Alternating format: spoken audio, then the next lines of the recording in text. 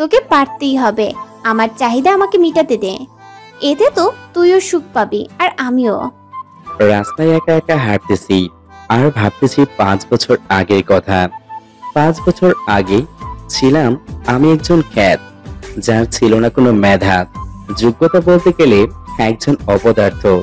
কিন্তু ভাগ্যের কি পরিহাস, আজ আমি একজন সরকারি চাকরিজীবী।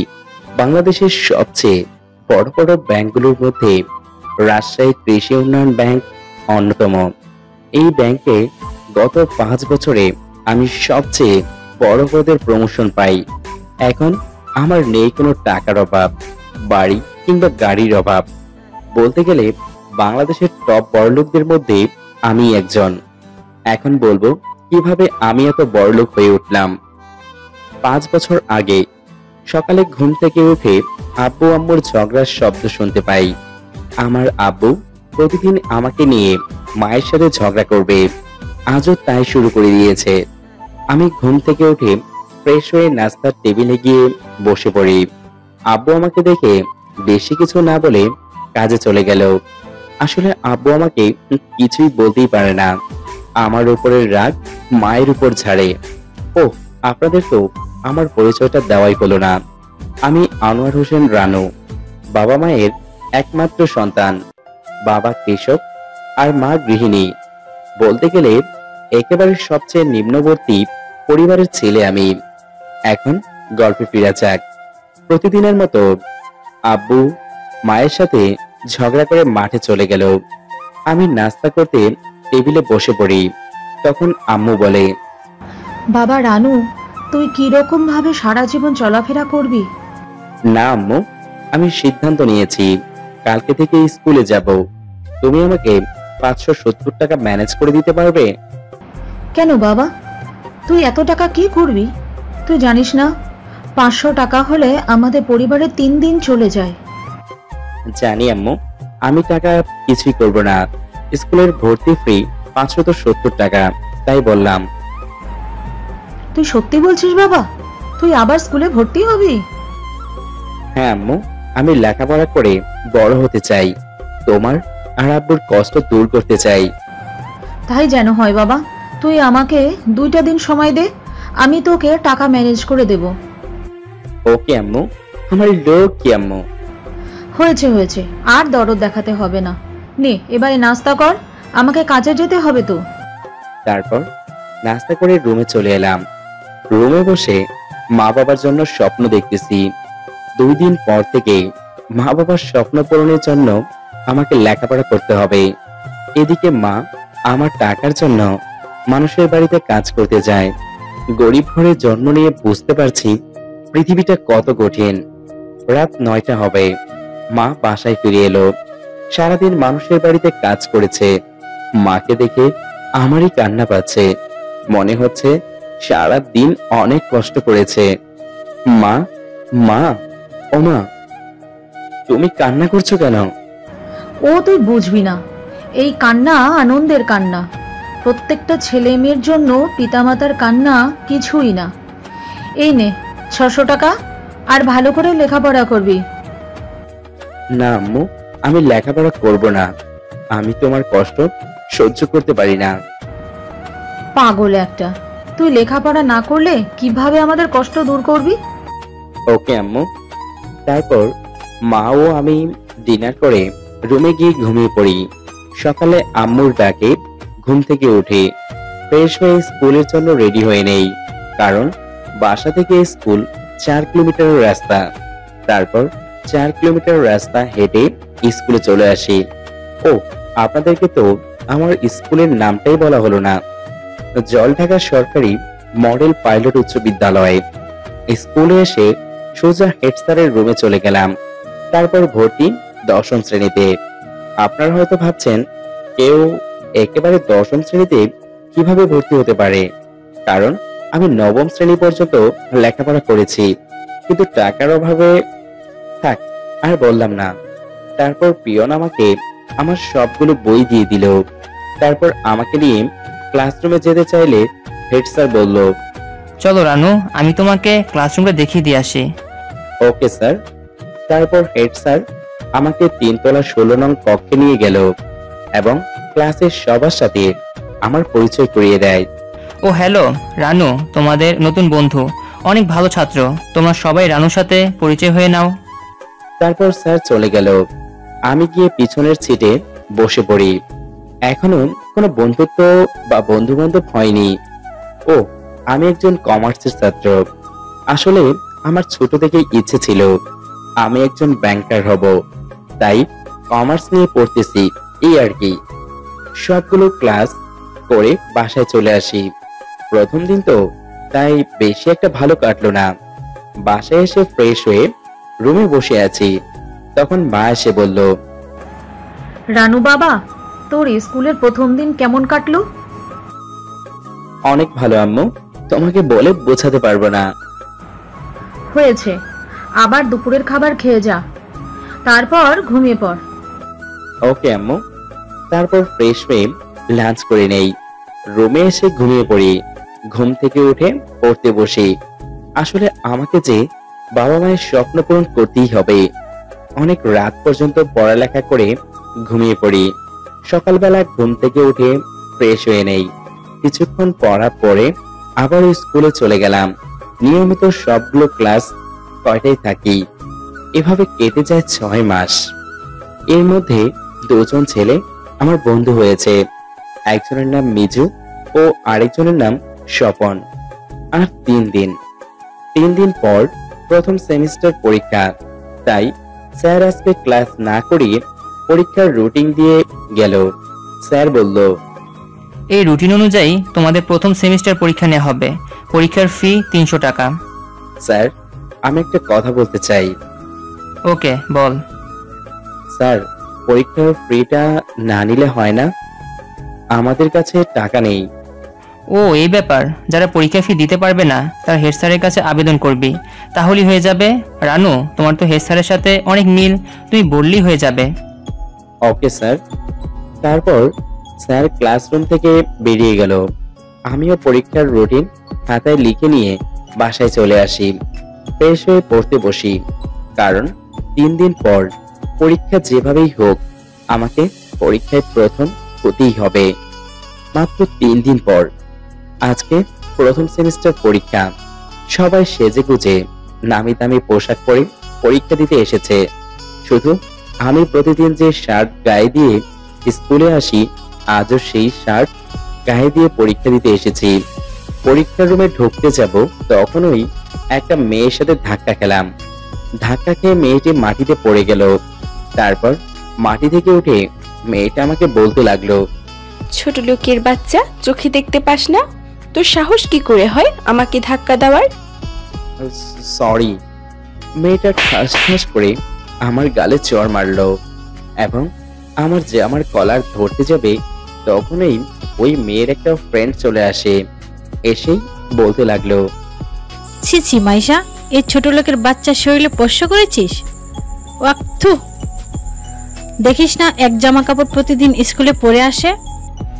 তুই ঠিক বলেছিস লিজা, এই খ্যাত ছেলেটার গায়ে হাত দিলে আমার সম্মানটা নষ্ট হয়ে যাবে। দেখিস গা থেকে কি রকম দুর্গন্ধ বেরোচ্ছে। কোথা থেকে এরকম খ্যাত ছেলে যে স্কুলে আসে? ছি ছি ছি। একদম দোস্ত, খ্যাত একটা। মেয়ে দুটার কথা শুনে চোখে পানি এসে গেল, কারণ এই স্কুলের সবাই আমাকে নিয়ে অনেক মজা করে। কারণ আমি গরিব বাবা মায়ের সন্তান। প্রতিদিন একটা জামা কাপড় পরে স্কুলে আসি। আর গেটের মধ্যে ঘটে যাওয়া ঘটনাটার দোষ ছিল মেয়েটার নিজের। মেয়েটা নিজে এসে আমাকে ধাক্কা দিয়েছিল। কি করার, আমি গরিব, চাইলেও এই বড়লোক বাবার মেয়েদের কিছুই বলতে পারবো না। আমি তো এই স্কুলে ভর্তি হয়েছি মায়ের স্বপ্ন পূরণ করার জন্য, তাই চুপচাপ দাঁড়িয়ে তাদের কথা শুনতে লাগলাম। মেয়েটা আরো কিছু কথা শুনিয়ে পরীক্ষার রুমে চলে গেল। আমিও আমার সিট খুঁজতে লাগলাম। অবশেষে আমার সিটটা পেয়েও গেলাম। আমার পাশে একটা মেয়ে বসে আছে। মেয়েটা দেখতে শুনতে একদম সিনেমার নায়িকার মতো, যে কেউ প্রথম দেখায় ক্রাশ খেয়ে যাবে। আমি আবার এসব কুখাদ্য খাই না। আমি গরিব, একটা খ্যাত ছেলে, এই স্কুলের সবার মজার পাত্র।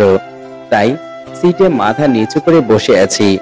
তখন আমাদের নীরবতা ভেঙে মেয়েটি বলল, হাই, আমি আরোহী। আমি চুপচাপ বসে আছি, কোনো কথা বলার সাহস পাচ্ছি না। তখন মেয়েটি আবারও বলল, হাই, আমি আরোহী।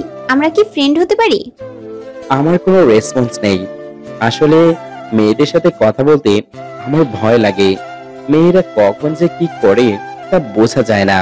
তাই বেশ কিছুক্ষণ ভেবে আমি বললাম, হ্যালো, আমি রানু। তাহলে ফ্রেন্ড? আমি চুপচাপ। এই যে মিস্টার, শুধু বন্ধুত্ব করতে বলছি, বিয়ে তো করতে বলছি না।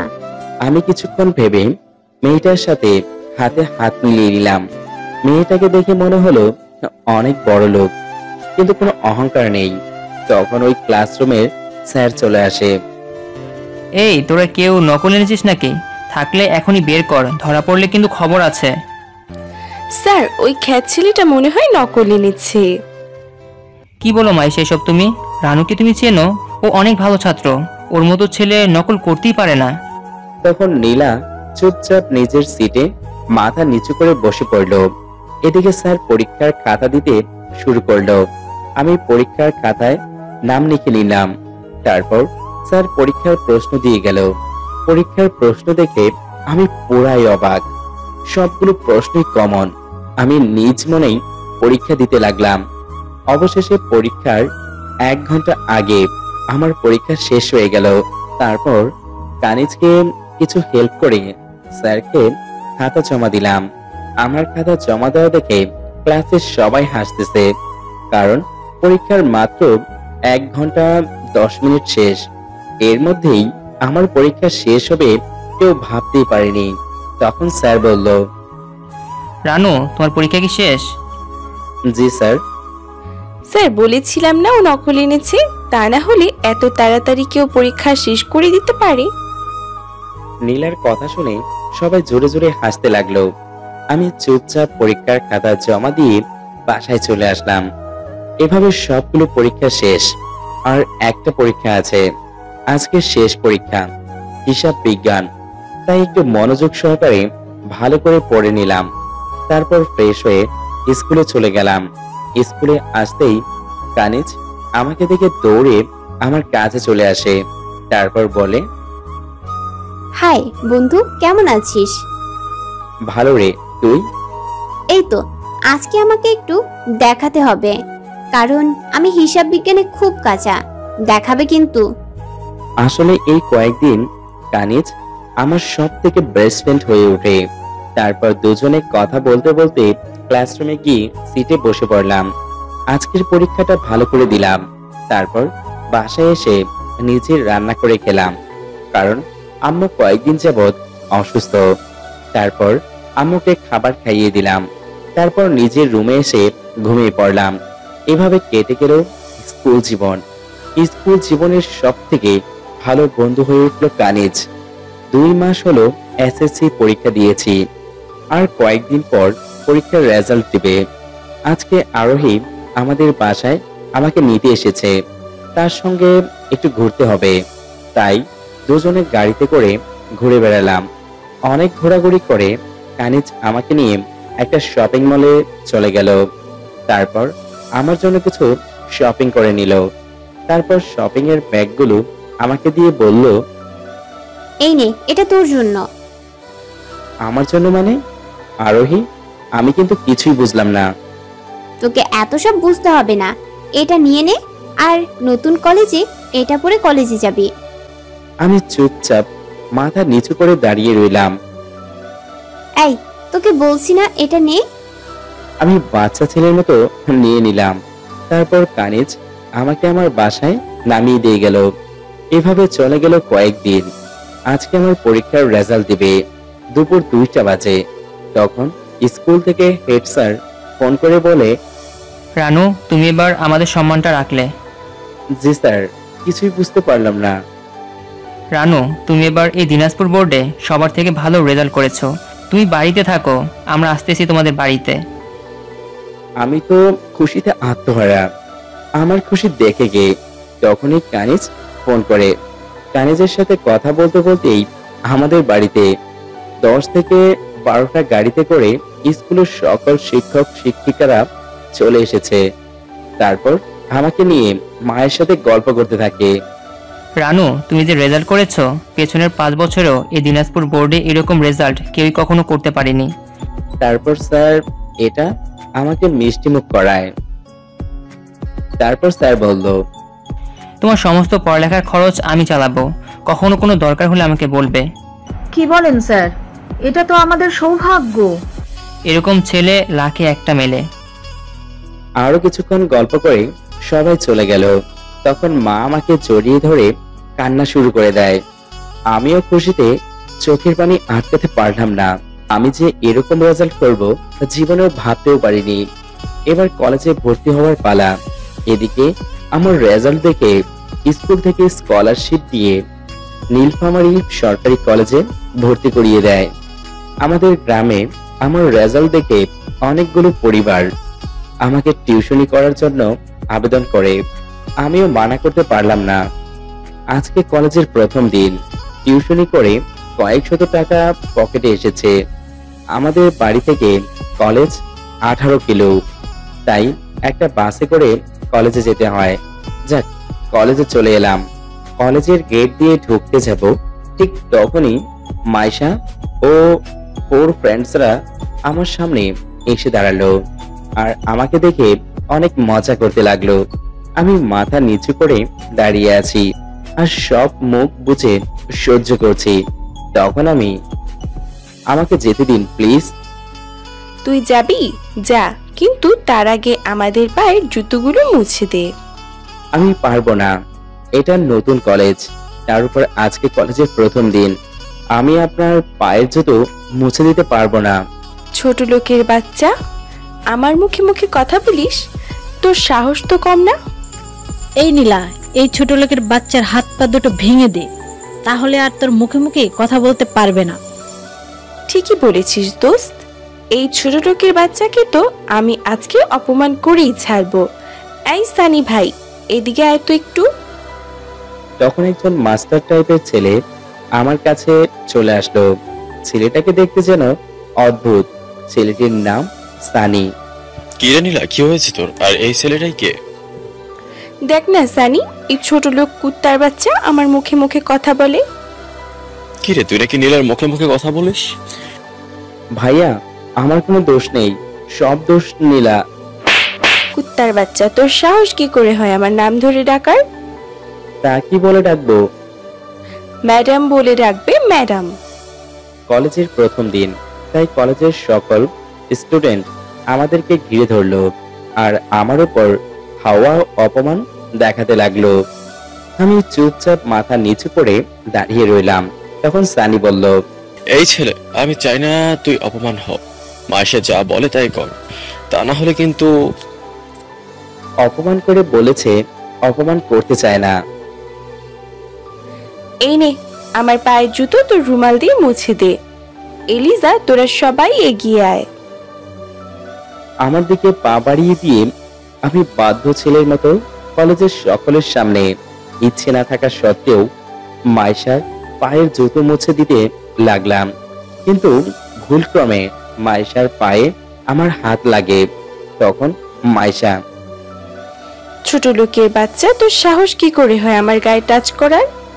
এই বলে আমার বুকে একটা জোরে লাথি মারলে। আমি সহ্য করতে না পেরে একটু দৌড়ে গিয়ে মাটিতে পড়ে গেলাম। কলেজের ছোট বড় সবাই আমাকে দেখে জোরে জোরে হাসতেছে। তারপর মাইশা সেখান থেকে তার বান্ধবীদের নিয়ে চলে গেল।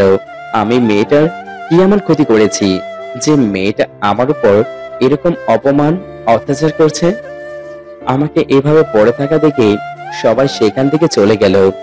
তখন আরোহী আমার কাছে চলে আসে, আমাকে মাটি থেকে দাঁড় করালো এবং বলল, রানু দোস্ত, তুই কিছু মনে করিস না, আমি মাইশাকে দেখে নিব। তার বাবার কতগুলো টাকা হয়েছে। তারপর দুজনে মিলে প্রিন্সিপাল স্যারের রুমে চলে গেলাম।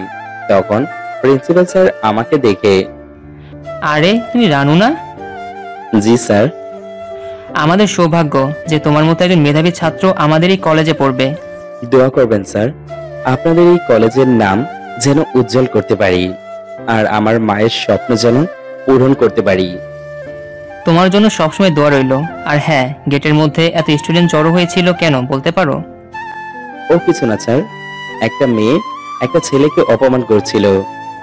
আচ্ছা, ওসব বাদ দাও। তুমি তোমার ক্লাসরুম চেনো? না স্যার। এই রফিক, এদিকে আসো তো একটু, আর রানুকে তার ক্লাসে নিয়ে যাও। তারপর রফিক পিয়ন আমাদের দুজনকে ক্লাসে নিয়ে গেল। ক্লাসে এসে দেখি স্যার অলরেডি ক্লাস শুরু করে দিয়েছেন, তাই আমিও ইতি দুজনেই একটা সিটে গিয়ে বসে পড়লাম। কিছুক্ষণ পর স্যার ক্লাস করে অফিসে চলে গেলেন। পরবর্তী ক্লাসে স্কুলের সকল শিক্ষক শিক্ষিকা সহ প্রিন্সিপাল স্যার আমাদের রুমে চলে আসেন। কেমন আছো তোমরা সবাই? আমরা ভালো আছি স্যার, আপনি কেমন আছেন? এই তো ভালো আছি। তা তোমাদের কলেজ কেমন লেগেছে? কারো কোনো সমস্যা নেই তো? থাকলে আমাকে বলবে। আচ্ছা স্যার। তখন স্যার বলল, এই রানু, এদিকে আসো তো একটু। হ্যাঁ স্যার, আমাকে ডাকছে। আমি তাড়াতাড়ি সিট থেকে উঠে তাদের কাছে গেলাম। তখন স্যার বলল, এ হলো রানু, এবার দিনাজপুর বোর্ডে প্রথম হয়েছে। আমাদের কলেজের গর্ব। সবাই রানুর জন্য একটা জোরে করতালি দাও। ক্লাসের সবাই স্যারের কথা শুনে অবাক। কেউ ভাবতেই পারেনি যে আমার মতো একটা খ্যাত ছেলে টপ করবে। তখন স্যার মাইশা নামে একটা মেয়েকে ডাক দিল। সামনে তাকিয়ে দেখি এ তো সেই অহংকারী মেয়ে মাইশা। মাইশা আমাদের কাছে চলে আসলো। তখন স্যার বলল, এ হলো মাইশা, এবার দিনাজপুর বোর্ডে মাইশা দিতে হয়েছে। তোমরা সবাই তো মাইশাকে আগে থেকে চেনো। ও হলো শিল্পপতি আজমল সাহেবের মেয়ে। তোমরা সবাই রানু মাইশার জন্য আবারও একটা জোরে করতালি দাও। তারপর স্যারেরা সবাই চলে গেলেন। আমিও ইতি সবগুলো ক্লাস করে বাসায় আসতে যাব, তখন ওই মাইশা আমাকে ডাক দিল। আমি ইতিকে নিয়ে তাড়াতাড়ি হাঁটতে লাগলাম। এই ছোট লোকের বাচ্চা, দাঁড়া এখানে, তা না হলে কিন্তু এই কলেজ থেকে বের করে দিব সারা জীবনের জন্য। কথাটি শুনে আমার প্রচন্ড রাগ উঠে গেল। আমি ইতিকে গাড়িতে গিয়ে বসতে বললাম। তারপর আমি সেখানে দাঁড়িয়ে থাকলাম। তারপর মাইশা ও তার বান্ধবীরা সহ আমার কাছে চলে আসে। তারপর মাইশা আমাকে যা ইচ্ছা তাই বলতে লাগলো, এমনকি আমার গায়ে থুতু পর্যন্ত ছিটিয়ে দিয়ে গেল। মেয়েটার কথা শুনে আমার চোখ দিয়ে অঝরে পানি পড়তে লাগলো। এভাবে প্রতিদিন আমাকে ইনসাল্ট করা হয়, কিন্তু কি করব, আমি যে গরিব। এই দুনিয়ায় মনে হয় গরিবদের কোনো স্থান নেই। আমি এবার আমার রুমে চলে গেলাম। তারপর ফ্রেশ হয়ে বিছানায় বসে কান্না করতে লাগলাম। তখন আম্মুর সাড়া পেয়ে কান্না থামিয়ে বসে থাকলাম। আসলে আমার কষ্ট আমি আম্মুকে জানাতে চাই না। আম্মু জানতে পারলে অনেক কষ্ট পাবে। তারপর আম্মুর সাথে কিছুক্ষণ কথা বলে ঘুমিয়ে পড়লাম। বিকেল বেলা আম্মুর ডাকে ঘুম ভাঙলো। আম্মু ডাকছে, রানু, ও রানু বাবা, তোকে দেখতে একজন মেয়ে এসেছে। কোন মেয়ে আম্মু? তখন ভেতরে আসতে পারি? আমি তো দেখেই পুরাই অবাক। আমার মতো গরিবের বাড়িতে বড় লোকের মেয়ে আসবে কখনো ভাবতেই পারিনি। হাতে দেখি অনেকগুলো ব্যাগ। তখন আমি, জি ভিতরে আসুন।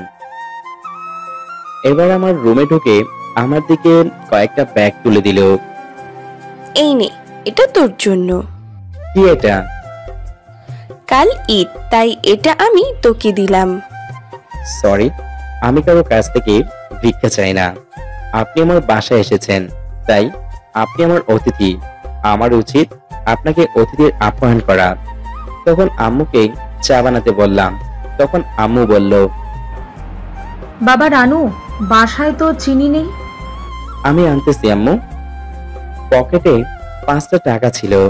ভেবেছিলাম রাতে একটা বিস্কুট কিনে খাবো, এখন চিনি আনতে হচ্ছে।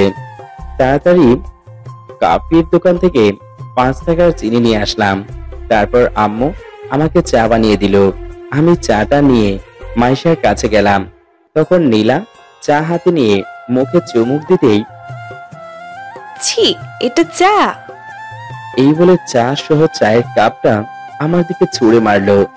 চাগুলো আমার চোখে মুখে ছিটে ছিটকে পড়ে গেল।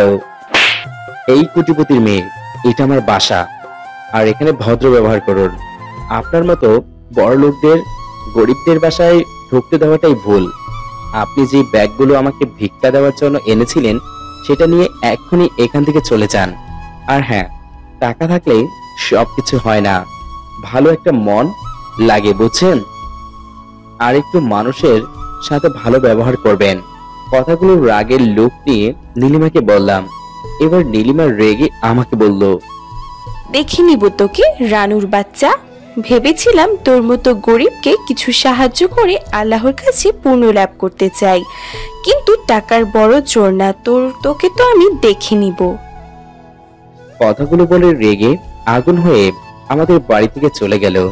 আমি নীলিমার দিকে তাকিয়ে থাকলাম। কেমন একটা লাগলেও আমি ভাবতে লাগলাম, আমি তো কিছুই করিনি।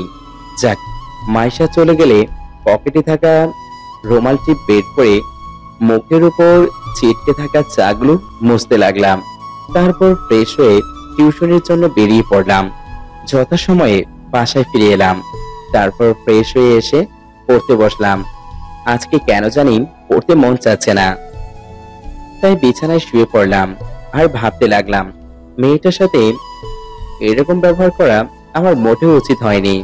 আমি যতই খারাপ হই, কিন্তু একটা মেয়ের শরীরে হাত দিয়ে খুব জঘন্য একটা কাজ করেছি। তাই কাল নীলিমার কাছে গিয়ে ক্ষমা চেয়ে নেব। এইসব ভাবতে ভাবতে ঘুমিয়ে পড়লাম। কখন যে ঘুমিয়ে পড়েছি সেটা নিজেও বুঝতে পারি নাই। সকালে আম্মুর ডাকে ঘুম ভেঙে যায়। তাড়াতাড়ি বিছানা থেকে উঠে ফ্রেশ হয়ে পড়তে বসলাম।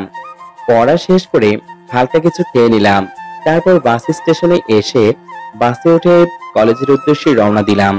কলেজে এসে নীলিমাকে খুঁজতে লাগলাম। অবশেষে কলেজের ক্যাম্পাসে নীলিমা ও তার সকল ফ্রেন্ডসদের দেখতে পেলাম।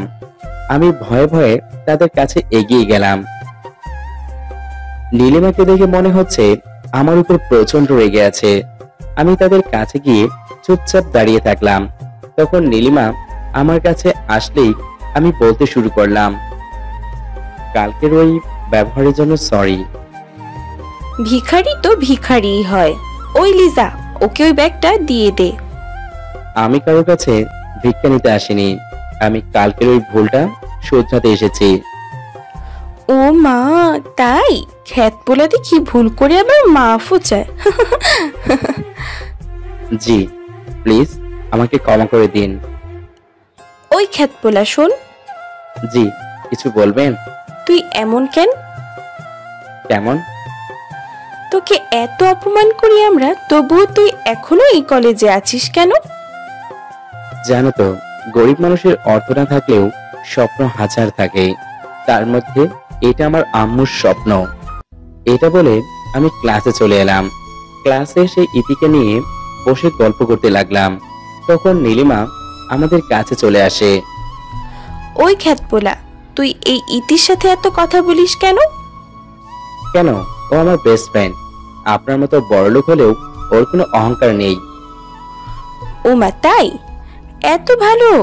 তা আমাকে একটু সুযোগ দিয়ে না ভালো হওয়ার।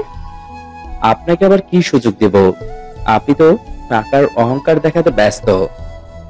দুজনে কথা বলছি, তখন এটি শুধু আমার আর নীলিমার কথা মনোযোগ দিয়ে শুনছে। তখন ওই ক্লাসের স্যার চলে আসে। সবগুলো ক্লাস করে বাসায় চলে আসলাম। বাসায় এসে ফ্রেশ হয়ে ঘুমিয়ে পড়লাম আর চিন্তা করতে লাগলাম, পকেটে তো টাকা নেই, তাই আজকে টিউশনি করাতে গিয়ে কিছু টাকা চেয়ে নিব, তা না হলে কালকে কলেজে যেতে পারবো না। যত সময় ঘুম থেকে উঠে টিউশনির জন্য বেরিয়ে পড়লাম। টিউশনি শেষ করে আঙ্কেলকে টাকার কথা বললাম। তখন আঙ্কেল 1000 টাকা এনে দিল। তারপর টাকা নিয়ে বাসায় চলে আসলাম। বাসায় এসে দেখি অনেকগুলো লোক আমাদের বাসায় বসে আছে, সঙ্গে কিছু মিষ্টি ও আমার জন্য কিছু ফলমূল ও কাপড় নিয়ে এসেছে। আমি তাদেরকে দেখে সালাম দিলাম, আসসালামু আলাইকুম। ওয়ালাইকুম আসসালাম। ওদের মধ্যে আমি একজনের সাথে পরিচিত। উনি হলো জীবন তরী পাঠশালার প্রতিষ্ঠাতা পরিচালক। অফিসার রহমান। তোমার জন্য আমাদের গ্রাম অনেক প্রশংসনীয়। তোমার মতো ছেলে খুঁজে পাওয়া দুষ্কর। তুমি বলো, তুমি ভবিষ্যতে কি হতে চাও? আমরা তোমাকে সাহায্য করার জন্য এসেছি। স্যার, আমি একজন ব্যাংকার হতে চাই। এটা আমার মায়ের স্বপ্ন। তোমাকে আমরা সব রকম সাহায্য করব। তুমি শুধু এইচএসসি পাস করো, আমরা তোমার পাশে সব সময় আছি। ওকে স্যার, আপনারা সবাই আমার জন্য দোয়া করবেন। তারপর সবাই আমার সাথে কুশল বিনিময় করে চলে গেল। আমি সেখান থেকে ফিরে এসে পড়তে বসলাম। পড়া শেষ করে ডিনার করে নিলাম। তারপর রুমে গিয়ে ঘুমিয়ে পড়লাম। সকালে ঘুম থেকে উঠে ফ্রেশ হয়ে কলেজের জন্য রেডি হয়ে নিলাম। তারপর কলেজে গিয়ে সোজা ক্লাসরুমে বসে সবগুলো ক্লাস করতে লাগলাম। আর একটা ক্লাস আছে, ক্লাস করতে ভালো লাগছে না, তাই ক্যাম্পাসে এসে বসে ইতির সাথে গল্প করতে লাগলাম। তখন ওই নীলিমা আমাকে ডাক দেয়। জানি না আজকে কি ফাঁদ পেতে রেখেছে, তাই তার কথায় কান্না দিয়ে তাড়াতাড়ি উঠে হাঁটতে লাগলাম। তখন নীলিমা বলল, এক খ্যাতপোলা, দাঁড়া এখানে, তা না হলে কিন্তু পা ভেঙে হাসপাতালে পাঠিয়ে দিব। মেয়েটার কথা শুনে প্রচন্ড রেগে গেলাম। তারপর চুপচাপ সেখানে দাঁড়িয়ে থাকলাম। তখন নীলিমা আমার কাছে এসে, এক খ্যাতপোলা, তোর নামটা কি বললি না যে? জি, আমি রানু। তা আমরা বন্ধু হতে পারি কি? না। কেন? আপনাদের মতো বড়লোক বাবার মেয়েদের সাথে আমাদের মতো গরিব ছেলেদের কখনো বন্ধুত্ব হতে পারে না। কারোর হোক বা না হোক, আমার চাই। সম্ভব না। এটা বলে আমি চলে আসতে লাগলাম। এদিকে সারাদিন মেয়েটা আমার পিছনে ঘুরঘুর করতে লাগলো। সেটা আমি আড়ালে নোটিস করতে লাগলাম। জানি আবার আমার সাথে মজা করবে, তাই বি কেয়ারফুল। আমি কলেজ শেষ করে বাসায় আসতে যাব, তখন ওই নীলিমা তার গাড়ি নিয়ে আমার কাছে এসে আমার হাত ধরে টান দিল। তারপর যা হলো তার জন্য আমি মোটেও প্রস্তুত ছিলাম না। তখন ওই নীলিমা তার গাড়ি নিয়ে আমার কাছে এসে আমার হাত ধরে টান দিতেই আমি মাটিতে পড়ে গেলাম। তখন নীলিমা তার গাড়ি আমার একটা পায়ের উপর দিয়ে নিয়ে যায়। আমি ব্যথাতে চোখ দিয়ে পানি অঝরে বৃষ্টির মতো পড়তে লাগলো। নীলিমার দিকে তাকিয়ে দেখি জোরে জোরে হাসতেছে আর আঙ্গুল দিয়ে ইশারা করতে লাগলো। কেমন লাগে এই নীলিমার সঙ্গে পাঙ্গা নেওয়ার মজা বুঝো এবার। তখন ওই ইতি আমার কাছে দৌড়ে চলে আসে। তারপর আমাকে ধরে জোরে কান্না শুরু করে দেয়। আমি ব্যথায় কান্না করতে লাগলাম। তখন পিঙ্কিও তার সকল ফ্রেন্ড মিলে আমাকে হাসপাতালে নিয়ে যায়। এদিকে আমার এরকম অবস্থা শুনে আম্মু কান্না করতে করতে হসপিটালে চলে আসে। তখন ডক্টর আমাকে চিকিৎসা করে বলে, আমার পা ভেঙে গেছে, কয়েকদিন সেবা যত্ন নিলে তাড়াতাড়ি সুস্থ হয়ে উঠব। তারপর আমাকে হসপিটাল থেকে বাসায় নিয়ে আসা হয়। আমার সঙ্গে পিঙ্কি ও আমাদের বাসায় থেকে যায়। মেয়েটা সারাদিন আমার সেবা যত্ন করেই চলেছে। আমি ভাবতে লাগলাম, জীবনে পিঙ্কির মতো বন্ধু আমি কোথাও দেখিনি। তখন পিঙ্কি আমাকে বলল, রানু, তুমি দেখে নিও আমি ওই নীলিমার কি হাল করি। কি করবি তুই? ও হ্যালো, বড়লোকের মেয়ে টাকার জোরে সবকিছুই করতে পারে। কেন? আমিও তো বড় লোক। আমার বাবার তো কোনো টাকার অভাব নেই।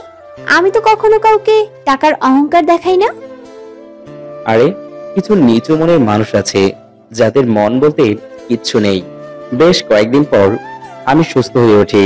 আর এদিকে আমার সেবা করতে করতে পিঙ্কি অসুস্থ হয়ে যায়। পুরো 1 মাস পিঙ্কিও আমি কলেজে যেতে পারলাম না। এদিকে কলেজের নীলিমা ভাবতে লাগলো, এই লিজা, সেদিন রানুকে এভাবে আঘাত করা আমার উচিত হয়নি। ওই ছোট লোক খ্যাত ছেলেটার জন্য তোর এত দরদ হচ্ছে কেন রে?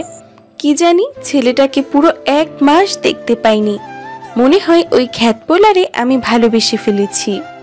কি বলছিস তুই? হ্যাঁ রে দোস্ত। তাহলে এবার কি করবি? রানু কলেজে এলে তার কাছে ক্ষমা চেয়ে নিব। তুই যেভাবে ওর উপর দিয়ে গাড়ি চালিয়ে দিয়েছিস, রানু কি তোকে ক্ষমা করবে? ও করবে না, তোর বাপ করবে। তা না হলে ওকে এই কলেজ থেকে বের করে দিব। তুই যা ভালো মনে করিস। এদিকে নীলিমার জন্য আমার মনে একটু ভালোবাসা জন্মেছিল। তা ওই দিন অ্যাক্সিডেন্টের পর থেকে নিমেষে শেষ হয়ে যায়। আমি নীলিমাকে এর শাস্তি দিয়ে ছাড়বো। নীলিমার অহংকার আমি মাটির সাথে মিশিয়ে ফেলবো। প্রায় 2 মাস পর আজকে কলেজে এলাম। কলেজে এসে ক্লাসরুমে ঢুকতে যাব, তখনই নীলিমা আমার কাছে চলে আসে। এসেই বলতে লাগলো, রানু প্লিজ আমাকে ক্ষমা করে দাও, সেদিন না বুঝে তোমার উপর দিয়ে গাড়ি চালিয়ে দিয়েছি। হাসালেন, বড়লোকরা আবার গরিবের কাছে ক্ষমা চায় নাকি? প্লিজ আমাকে ক্ষমা করে দাও। আরে যাও তো আমার সামনে থেকে, এমনি মনটা খারাপ। তখন ওই পিঙ্কি আমাদের কাছে চলে আসে। এসে বলতে লাগলো, এই নীলিমা, তুই যদি আর একবার রানুর দিকে চোখ তুলে তাকাস তাহলে তোর চোখ আমি তুলে নিব। কি, তোর এত বড় সাহস, তুই আমার গায়ে হাত তুলিস? তোদের দুজনকে তো আমি। কি করবি তুই? তোর মতো অহংকারী মেয়ে কে তো। তোদের দুজনকে যদি আজকে আমি এই কলেজ থেকে বের করতে না পারি তাহলে আমার নাম নীলিমা চৌধুরী না। আরে যা যা, তোর মতো অহংকারী মেয়ে আবার কি বা পারে? আমি তো তাদের দুজনের কথা দাঁড়িয়ে দাঁড়িয়ে চুপচাপ হয়ে শুনতে লাগলাম। এদিকে নীলিমা রেগে গজ গজ করে চলে গেল প্রিন্সিপাল স্যারের রুমে। কিছুক্ষণ পর প্রিন্সিপাল স্যার আমাদেরকে ডাক দিলেন। ছি রানু, তোমাকে আমি অনেক ভালো ছাত্র মনে করেছিলাম। কেন স্যার, আমি কি করেছি? দোষ করে আবার বলছো কি করেছো? তুমি নীলিমাকে আজকে কলেজে রেপ করতে চেয়েছিলে না? ছি ছি। স্যারের কথা শুনে আমার মাথায় যেন আকাশ ভেঙে পড়ল। তখন আমি বললাম, না স্যার, আপনার কোথাও ভুল হচ্ছে। আমাকে বিশ্বাস করেন। বিশ্বাস না করলে আপনি পিঙ্কিকে জিজ্ঞেস করে দেখতে পারেন। আমার কোনো ভুলই হচ্ছে না। তাহলে এরা সবাই কি মিথ্যে বলছে? অবশ্যই স্যার, এটা মিথ্যা বলেছে। চুপ করো বেয়াদব। তোমাদের মতো ছেলেদেরকে এই কলেজে ভর্তি করাটাই আমার ভুল হয়েছে। আর পিঙ্কি, তুমি একটা মেয়ে হয়ে আরেকটা মেয়ের সর্বনাশ করতে পারলে? আমরা কিছুই করিনি স্যার, মাথা নিচু করে বললাম। আর একটা কথা বলবে না। তোমাদের দুজনকে এক্ষুনি এই কলেজ থেকে টিসি দিয়ে বের করে দেয়া হলো। আর কখনো যেন তোমাদেরকে এই কলেজের মাঠে না দেখি। স্যার, স্যারের কথাগুলো শুনে আমার চোখ দিয়ে ঝর্ণার মতো পানি পড়তে লাগলো। কি এমন ক্ষতি করেছিলাম মেয়েটার যে তার শাস্তি আমাকে এভাবে দিতে হলো? কলেজের সকলের সামনে এই অপবাদ নিয়ে আমি বাসায় আসতে যাব, তখন ওই মাঠে মধ্যে নীলিমা আমার সামনে এসে দাঁড়ালো। কেমন লাগছে চান্দু? দিলাম তো এই কলেজ থেকে বের করে। এবার মজা বুঝতে পারবি এই নীলিমার সাথে পাঙ্গা নেবার পরিণতি কি হতে পারে। নীলিমা, তোমার কি এমন বড় ক্ষতি করেছি আমি? তোর সাহস তো কম না, আমার নাম ধরে রাখিস। আর হ্যাঁ, তোর মতো ছোট রক্ষী দেখতে আমার গা জ্বলে ওঠে।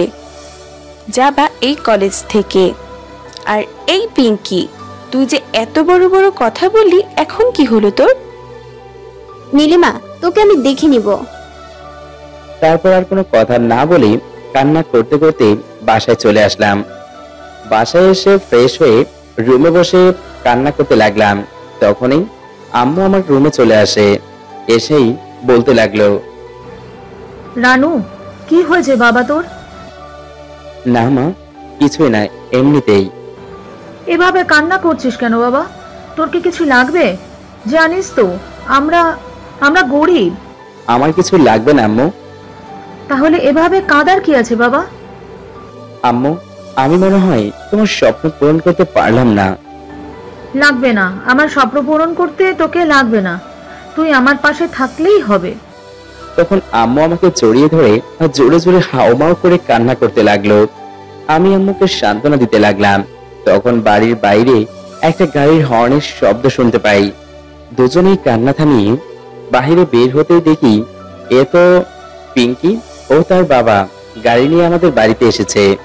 তখন পিঙ্কির আব্বু বলে, রানু, তুমি যদি কিছু মনে না করো তাহলে পিঙ্কির সাথে তুমি রংপুর কারমাইকেল কলেজে পড়তে পারো।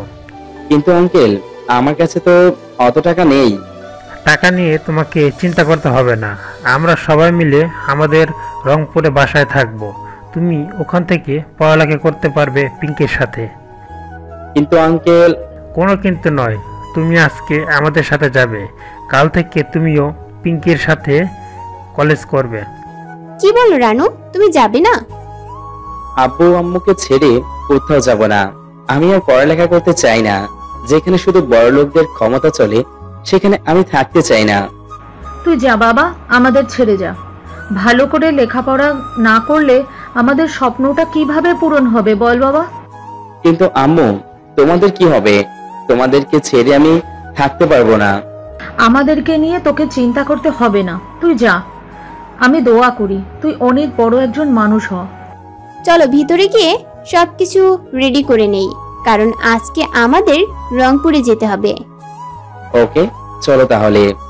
তারপর আমিও পিঙ্কি আমাদের রুমে গিয়ে সবকিছু রেডি করতে লাগলাম। বাহিরে আঙ্কেল ও আম্মু মিলে গল্প করতে লাগলো। তারপর আমি রেডি হয়ে আম্মুকে জড়িয়ে ধরে একটা ভালোবাসার স্পর্শ দিলাম। তখন আম্মু আমাকে জড়িয়ে ধরে কান্না করতে লাগলো। তখন আমি বললাম, এই তো আম্মু, তুমি আবারও কান্না করতেছো। আমি কিন্তু আর যাব না। ওকে, আর কাঁদবো না বাবা, তুই যা। তারপর আব্বু আম্মুর কাছ থেকে বিদায় নিয়ে পিঙ্কি যার সাথে রংপুরে চলে আসি। পিঙ্কিদের বাসায় এসে ফ্রেশ হয়ে রুমে গিয়ে ঘুমিয়ে পড়ি। পরের দিন আজকে নতুন কলেজে যাব। সকালে পিঙ্কির ডাকে ঘুম ভেঙে যায়। ঘুম থেকে উঠে ফ্রেশ হয়ে সবাই একসাথে নাস্তা করে পিঙ্কির সাথে কলেজে চলে আসলাম। কলেজে এসে দেখি এটা অনেক বড় একটা কলেজ। কলেজে ঢুকতেই পিঙ্কি আমার হাত ধরে টানতে টানতে প্রিন্সিপাল স্যারের রুমে নিয়ে যায়। তারপর, may I come in sir? Yes, coming. তারপরে প্রিন্সিপাল স্যারের রুমের ভিতরে চলে যায়। তখন স্যার আমাদেরকে দেখে বলল, মামুনি তুমি এখানে? হ্যাঁ স্যার, আব্বু আমাদের দুজনকে পাঠিয়েছে। তখন পিঙ্কি প্রিন্সিপাল স্যারকে একটা কাগজ দিলেন। স্যার কাগজটা দেখে কিছুক্ষণ পর বলল, আচ্ছা যাও, তোমরা দুজনে গিয়ে ক্লাস করো, আমি দেখতেছি। ধন্যবাদ স্যার। তোমরা দুজন ক্লাসরুম চিনো? না স্যার। এই রহিম, এদিকে আসো তো একটু। এদের দুজনকে তাদের ক্লাসরুমটা দেখিয়ে দিয়ে আসো। তারপর রহিম কাকু আমাদের দুজনকে ক্লাসরুম দেখিয়ে দিয়ে চলে গেলেন। ক্লাসে এসে দেখি স্যার আগে থেকে ক্লাস করাচ্ছে, তাই চুপচাপ একটা সিটে গিয়ে বসে পড়লাম। স্যার ক্লাস করে বেরিয়ে চলে গেলেন।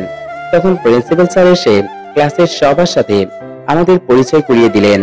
ক্লাসের সবাই আমাদের দুজনকে দেখতে লাগলো। সার্কাস রুম থেকে চলে এসে সবগুলো ক্লাস করে বাসায় চলে আসলাম। যাও, তোমরা দুজন গিয়ে তাড়াতাড়ি ফ্রেশ হয়ে আসো, আমি খাবার রেডি করছি। আমি কোনো কথা না বলে রুমে এসে পড়লাম। তারপর একটা তোয়ালে নিয়ে ফ্রেশ হতে চলে গেলাম। কিছুক্ষণ পর ফ্রেশ হয়ে রুমে এসে কাপড় চেঞ্জ করতে লাগলাম। তখন ওই পিনটি আমার রুমে চলে আসে। তুই এখানে যা, এখান থেকে কাপড় চেঞ্জ করব। তুই কাপড় চেঞ্জ করবি আমার কি? তোকে আম্মু খেতে যেতে বলেছে, চল তাড়াতাড়ি। আচ্ছা একটু ওয়েট কর। আচ্ছা চল। পিঙ্কির হঠাৎ এরকম পরিবর্তন আমি কিছুই বুঝতে পারলাম না। আমার আর বোঝার দরকার নেই। আমি পিঙ্কির সাথে খাবার খেতে আসলাম। তখনই দেখি আঙ্কেল আন্টি সবাই একসাথে টেবিলে বসে আছে। তখন আঙ্কেল বলল, কেমন লাগলো তোমাদের দুজনের নতুন কলেজ? অনেক ভালো আঙ্কেল। কলেজটা আমাদের দুজনকে অনেক ভালো লেগেছে। তারপর সবাই মিলে খাবার খেতে লাগলাম। আমার পাশে পিঙ্কি বসে পড়লো। আন্টি আমাদের খাবার বেড়ে দিলেন। আমি চুপচাপ খাবার খেতে লাগলাম। কিন্তু একটা জিনিস আমি লক্ষ্য করলাম, পিঙ্কি বারবার আমার দিকে তাকাচ্ছে। পিঙ্কির চোখের ভাষা দেখে বোঝা যায় এটা বন্ধুত্বের ভাষা নয়, এটা তো ভালোবাসার দৃষ্টিতে তাকিয়ে আছে পিঙ্কি আমার দিকে। এভাবে তাকিয়ে থাকলে আমি খাবার খেতে পারি না। আমার কথা শুনে পিঙ্কি মাথা নিচু করে খাবার খেতে লাগলো। বাহ, মেয়েটা দেখি অনেক লজ্জা আছে। আন্টি আঙ্কেল আমার কথা শুনে জোরে জোরে হাসতে লাগলো। পিঙ্কি মাথা নিচু করে খাবার খেতে লাগলো। খাবার খেয়ে রুমে এসে বিছানায় শুয়ে পড়লাম। তখন আম্মুর কথা মনে পড়ে গেল। আম্মুর কথা ভাবতে লাগলাম। তখনই এই দরজায় কে যেন টোকা দিল। আমি বিছানা থেকে উঠে গিয়ে দরজা খুলে দেখি পিঙ্কি দাঁড়িয়ে আছে। তুই এখানে এসেছিস কেন? এখানে আসলে তোর কোনো সমস্যা? না, সমস্যা হবে কেন? আসলে একটা কথা বলতে এসেছিলাম। কি বলবি বল। কিভাবে যে বলি আমার লজ্জা করছে। লজ্জা করলে বলবি না? আচ্ছা যা, তোকে অন্যদিন বলবো। আচ্ছা তাহলে যা এখান থেকে এখন। আরে যাচ্ছি যাচ্ছি, এত কথা বলিস কেন? তোকে যেতে বলেছি, যা। তখন পিঙ্কি আমার রুম থেকে চলে গেল আর আমি দরজা লাগিয়ে দিয়ে শুয়ে পড়ি। শরীরটা অনেক ক্লান্ত। বিছানায় শুয়ে শুয়ে ভাবতে লাগলাম, হঠাৎ করে পিঙ্কি এত পরিবর্তন কিভাবে হলো? তার মানে পিঙ্কি কি আমাকে... না না, তা হবে কেন? পিঙ্কি তো আমার বেস্ট ফ্রেন্ড, তার উপর তাদের বাসায় আমি থাকি। এসব ভাবতে ভাবতে ঘুমিয়ে পড়ি। একেবারে সন্ধ্যার দিকে ঘুমটা ভেঙে গেল। ঘুম থেকে উঠে ফ্রেশ হয়ে পিঙ্কিদের ছাদে চলে গেলাম। ছাদে গিয়ে দেখি পিঙ্কি কারোর সাথে যেন কথা বলতেছে আর জোরে জোরে হাসতেছে। পিঙ্কিকে এভাবে হেসে হেসে কথা বলা দেখে আমার মনটা যেন কেমন করতে লাগলো। তখন পিঙ্কি আমাকে দেখে ফেলে, তারপর তার সঙ্গে সঙ্গে ফোনটা কেটে দিয়ে আমাকে বলতে লাগলো, তুই এখানে? কেন আসতে পারি না? আর হ্যাঁ, তুই কার সাথে এভাবে হেসে হেসে কথা বলছিলি? আমার এক বান্ধবীর সাথে। ওহ, আমি তো মনে করেছিলাম অন্য কিছু। কি কুত্তা, আমি কার সাথে কথা বলবো? আমার মনে তো তুইই শুধু। কি? আমি কিন্তু কিছুই বুঝতে পারছি না। হঠাৎ করে তুই এরকম আচরণ করছিস কেন আমার সাথে? সেটা তোকে বুঝতে হবে না। এভাবে দুজন বসে গল্প করতে লাগলাম। বেশ কিছুক্ষণ গল্প করার পর রুমে এসে পড়তে বসলাম। তখন ওই পিঙ্কি আমার রুমে চলে আসে। ভিতরে আসতে পারি স্যার? আমি এখন পড়তেছি, এখন ভিতরে আসা নিষেধ। কি বললি কুত্তা? তোকে তো আজ আমি... আরে কিছু না, আসো ভিতরে আসো। তাই বল। তারপর পিঙ্কি আমার রুমে এসে টেবিলে বসে পড়ে। তুই এখানে বসলি যে? তোর সাথে পড়বো তাই। ওহ। তারপর দুজনে মিলে পড়তে বসলাম। পড়া শেষ করে সবাই মিলে একসাথে ডিনার করে নিলাম। তারপর রুমে এসে শুয়ে পড়লাম। সকালে ফজরের সময় ঘুম ভেঙে যায়। ঘুম থেকে উঠে নামাজটা পড়ে নিলাম। তারপর ফ্রেশ হয়ে পড়তে বসলাম। কিছুক্ষণ পড়ার পর হালকা কিছু নাস্তা করে পিঙ্কির সাথে কলেজে চলে আসলাম। কলেজে এসে সোজা ক্লাসরুমে প্রবেশ করলাম। তারপর মাঝামাঝি একটা সিটে গিয়ে বসে পড়লাম। তখনই আমার সিটে একটা ছেলে এসে বসে। তখন ছেলেটা বলতে লাগলো, হাই, আমি সাজ্জাদ। হ্যালো, আমি রানু। আমরা কি বন্ধু হতে পারি? নিশ্চয়ই, কিন্তু তুই করে বলতে হবে। ওকে। তারপর দুইটা ক্লাস করে ক্যাম্পাসে বসে আড্ডা দিতে লাগলাম। তখন ওই সাজ্জাদ কিছু ছেলে ও মেয়েকে নিয়ে এসে আমাকে বলতে লাগলো, এরা হলো মনির, আদরি আর ফাহিম। আমি তাদের সবার সাথে হাত মিলিয়ে নিলাম। তারপর সকলে মিলে অনেক মজা করতে লাগলাম। তারপর ক্লাস করে বাসায় আসতে যাব, তখন এই পিছন থেকে একটা মেয়ে আমাকে ডাক দিল। পিছনে তাকিয়ে দেখি একটা পরী, মনে হয় আসমান থেকে নেমে এসেছে। আমি মেয়েটাকে দেখে দাঁড়িয়ে পড়লাম। মেয়েটা সোজা আমার কাছে চলে আসে, এসেই বলতে লাগলো, এই যে মিস্টার, কলেজে নতুন এসেছো নাকি?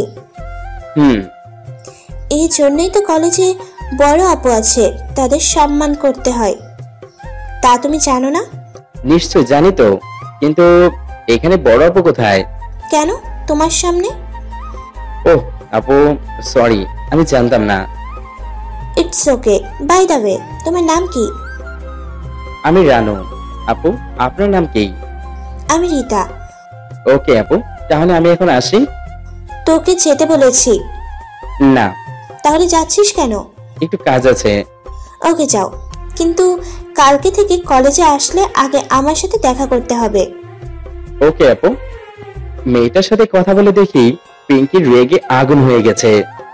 মনে হয় আজকে আমাকে একা পেলে কাছে গিলে খাবে। সারা রাস্তা কোনো কথা না বলে বাসায় চলে আসলাম। বাসায় এসে ফ্রেশ হয়ে রুমে বসে ভাবতেছি, পিঙ্কি এরকম আচরণ হঠাৎ করে কেন? কিছুক্ষণ পর আন্টির চিৎকারের শব্দ শুনতে পাই। আমি ভয় পেয়ে রুমের বাইরে বের হয়ে দেখি আন্টি চিৎকার করে কান্না করছে। আমি আন্টির কাছে গিয়ে বললাম, আন্টি কি হয়েছে, আর আপনি এভাবে কান্না করছেন কেন? বাবা রানু, দেখ না, পিঙ্কি কলেজ থেকে এসে দরজা লাগিয়ে দিয়ে জোরে জোরে কান্না করছে। কি বলেন? বাবা, তুমি কি পিঙ্কিকে কিছু বলেছো? না আন্টি, আমি তো কিছুই বলিনি। আন্টি আপনি দাঁড়ান, আমি দেখতেছি। তখন পিঙ্কিকে ডাকতে লাগলাম, কোনো সাড়া শব্দ নেই। তাই রেগে গিয়ে দরজা ভেঙে ভিতরে প্রবেশ করতেই দেখি পিঙ্কি ফ্যানের সাথে ফাঁস টানাচ্ছে। আমি দেখে তো অবাক।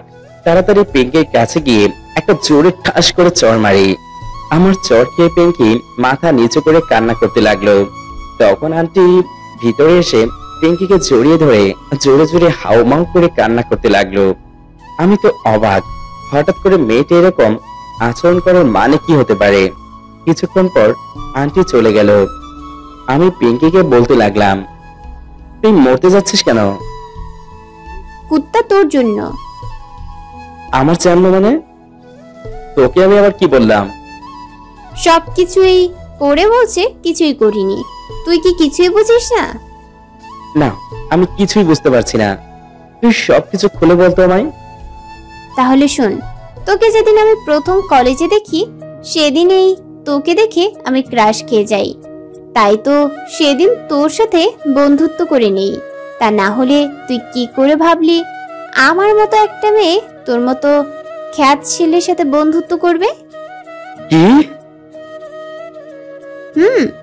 আরো আছে, শোন।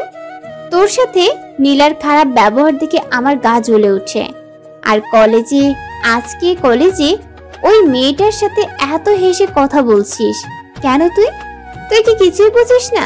তোকে অন্য কোনো মেয়ের সাথে দেখলে আমার গা জ্বলে। এসব তুই আমায় বলছিস কেন? কুত্তা, তুই কি সত্যি সত্যি কিছুই বুঝিস না?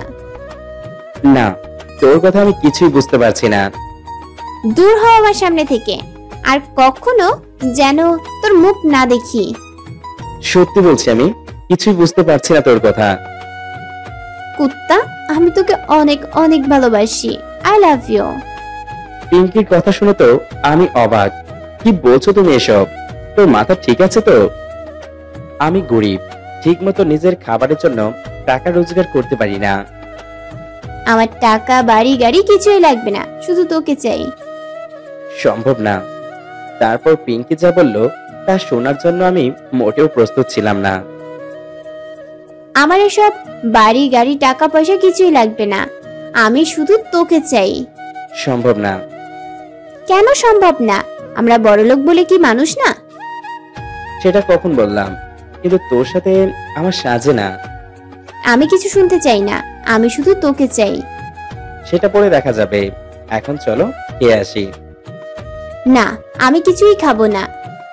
কেন খাবে না? আগে বল, তুই আমায় ভালোবাসিস? তাহলে খাবো, তা না হলে আমি না খেয়ে মরে যাব।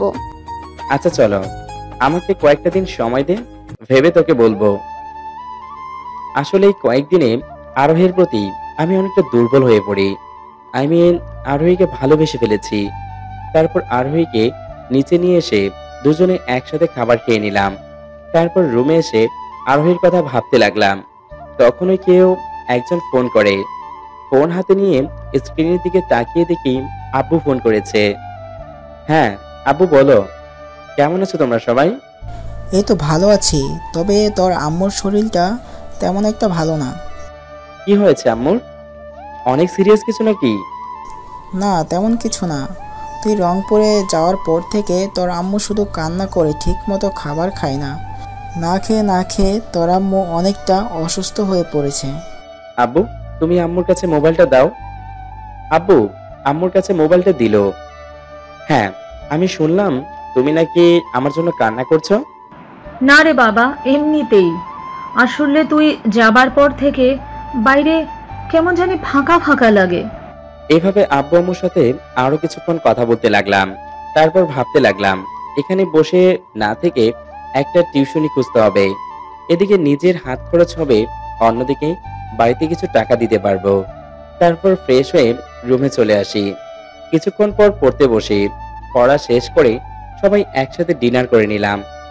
তারপর ছাদে গিয়ে আকাশের তারা দেখতে লাগলাম। জ্যোৎস্না রাত, অনেক ভালো লাগছিল আমার। তখন একটা গান মনে পড়লো, তাই মনের আনন্দে গান গাইতে লাগলাম। তখন এর পিছনে হাততালির শব্দ শুনতে পাই। পিছনে তাকিয়ে দেখি আরোহী চলে এসেছে। তখন আরোহী বলল, বাহ বাহ, তুই তো ভালো গান গাইতে পারিস। এই তো একটু একটু। বিয়ের পর কিন্তু প্রতি রাতে আমাকে গান শোনাতে হবে। কি? আরোহীর লজ্জা পেয়ে সেখান থেকে চলে গেল। আমিও ছাদে না থেকে নিচে এসে ফ্রেশ হয়ে রুমে গিয়ে শুয়ে পড়লাম। ফজরের সময় ঘুমটা ভেঙে যায়, তাই ঘুম থেকে উঠে নামাজটা আদায় করে নিলাম। তারপর কিছুক্ষণ ব্যায়াম করে পড়তে বসলাম। পড়া শেষ করে হালকা হালকা কিছু নাস্তা করে কলেজে চলে আসলাম। কলেজে আসতেই রীতা আপু আমার কাছে দৌড়ে চলে আসে। আমি আরোহীর দিকে তাকিয়ে দেখি রাগে ফুঁসতেছে। তখন রীতা আপু বলল, এই যে মিস্টার, এত সময় লাগে কলেজে আসতে? সে কখন থেকে তোমার জন্য দাঁড়িয়ে আছি। সময় লাগে মানে? বুঝলাম না। আমি তো ঠিক সময় তো এসেছি কলেজে। দেখতেই তো পেলাম। তা এই মেয়েটাকে? ওহ, ভুলে গেছিলাম। ও হ্যালো আরোহী, আমার বেস্ট ফ্রেন্ড। তাই? শুধুই কি বেস্ট ফ্রেন্ড না অন্য কিছু? শুধু বেস্ট ফ্রেন্ড হবে কেন, আমরা দুজন দুজনকে ভালোবাসি। কি? হ্যাঁ আপু। আরোহীর কথা শুনে আমি 480 ভোল্টের শক খেলাম। যাক, কলেজে ক্লাস করে বাসায় চলে আসলাম। তারপর রুমে গিয়ে ফ্রেশ হয়ে একটা টিউশনি খুঁজতে লাগলাম। বেশ কিছুক্ষণ খোঁজার পর একটা টিউশনি পেয়ে গেলাম। আগামীকাল থেকে টিউশনি করাতে হবে। তারপর একা একা বাসায় চলে আসলাম। বাসায় আসতেই সন্ধ্যা হয়ে যায়। বাসায় এসে দেখি আঙ্কেল আন্টি ও আরো কিছু আত্মীয় স্বজন বসে গল্প করতেছে। আমিও তাদের সাথে গল্প করে ডিনার করে রুমে এসে বেশ ভালো ইলেকট্রিক্যাল আলোতে পড়তে অনেক ভালো লাগছে। বাহিরে লক্ষ্য করলাম আরোহী আমার রুমের পাশে ঘুরঘুর করছে।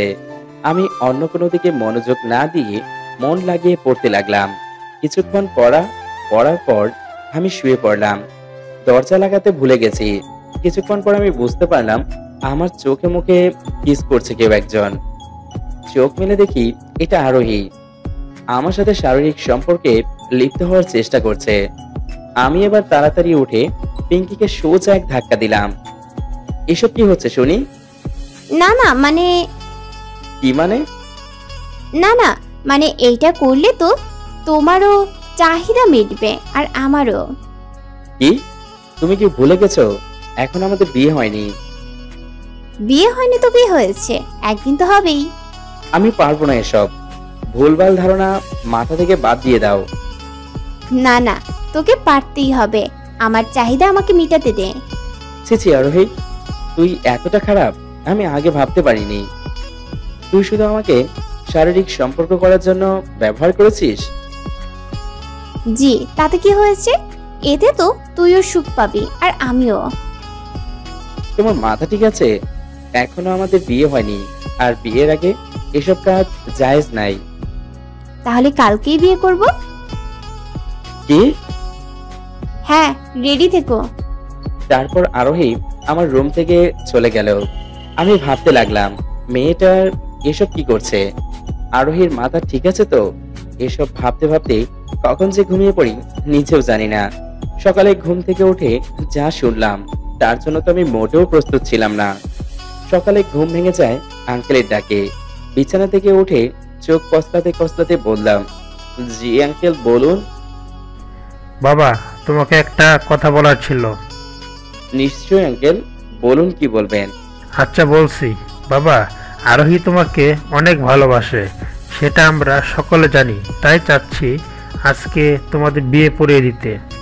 কি? কিন্তু আঙ্কেল। কোনো কিন্তু নয়। তুমি মনে করো তোমার আব্বু কথাগুলো বললো, তুমি কি কখনো তোমার আব্বুর কথা না রাখতে পারবে? আঙ্কেল কথাগুলো বলে চলে গেলেন। আমি ভ্যাগাচাকা খেয়ে বিছানায় বসে পড়লাম।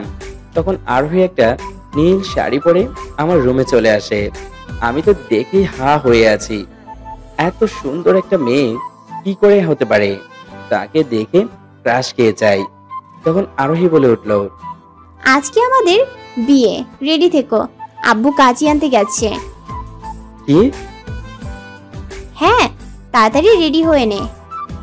না, আমি বিয়ে করতে পারবো না। তুই না করলে তোর বাপ বিয়ে করবে। যান, আমার আব্বুকে গিয়ে বিয়ে করুন। আর কিছু বলতে না দিয়ে আরোহী আমার হাত ধরে টেনে ওয়াশরুমে নিয়ে যায়। তারপর ফিরে এসেই নিচে গিয়ে দেখি সবাই বসে গল্প করছে। সামনে তাকিয়ে দেখি আব্বু আম্মু চলে এসেছে। আব্বু আম্মু কখন এলো আমি কোনো কিছুই মিলাতে পারছি না। আমি নিচে গিয়ে আম্মুকে জড়িয়ে ধরে জোরে কান্না করতে লাগলাম। তখন আম্মুকে বললাম, আম্মু আমি এই বিয়ে করতে পারবো না। কেন রে বাবা? মেয়েটা তো দেখতে শুনতে অনেক সুন্দরী, তার উপর মেয়েটা তো তোকে অনেক ভালোবাসে। আমি এরকম একটা মেয়েকে তো আমার ঘরের বউ করে নিয়ে যেতে চেয়েছিলাম রে। তবু আম্মু আমার পক্ষে বিয়ে করা সম্ভব নয়। তুই যদি বিয়ে না করিস তাহলে আমার মরা মুখ দেখবি। না আম্মু, তুমি এমন কথা বলো না, আমি বিয়ে করব। অবশেষে আম্মুর মুখের দিকে তাকিয়ে আরোহীকে বিয়ে করে নিলাম। বাসর রাত আজ আমার। আমি রুমে ঢুকতে যাচ্ছি না, কিন্তু আমাকে যে ঢুকতেই হবে। আমি এবার আমার রুমে ঢুকে গেলাম। তারপর আরোহীর সামনে গিয়ে বসে পড়লাম। আমি আরোহীর দিকে কিছুক্ষণ তাকিয়ে থেকে আবারও ক্রাশ খেয়ে গেলাম। লাল শাড়ি পরে একটা ঘুমটা মাথায় দিয়ে বসে আছে। অনেক সুন্দর লাগছে আরোহীকে। আরোহীর মুখের দিকে তাকিয়ে দেখি মিটমিট করে হাসতে লাগলো। আমি কোনো সাড়া না দিয়ে একপাশে শুয়ে পড়লাম। গভীর রাতে আমার ঘুম ভেঙে যায়। তখন শরীরের উপর কিছু একটা ভারী জিনিস অনুভব করতে পারলাম। চোখ খুলে দেখি আরোহী আমার উপর শুয়ে আছে। ঘুমের মধ্যে একদম পরীর মতো লাগছে। আমি আরোহীকে জড়িয়ে ধরে ঘুমিয়ে পড়লাম। সকালে ঘুম ভেঙে যায় আরোহীর ডাকে। এই যে ওর তাড়াতাড়ি, তোমাকে আব্বু আম্মু ডাকছে। কে রে? আমাকে আর একটু ঘুমাতে দাও। হ্যাঁ ঘুমিয়ে থাক, তাড়াতাড়ি উঠবি না হলে পানি ঢেলে দিব।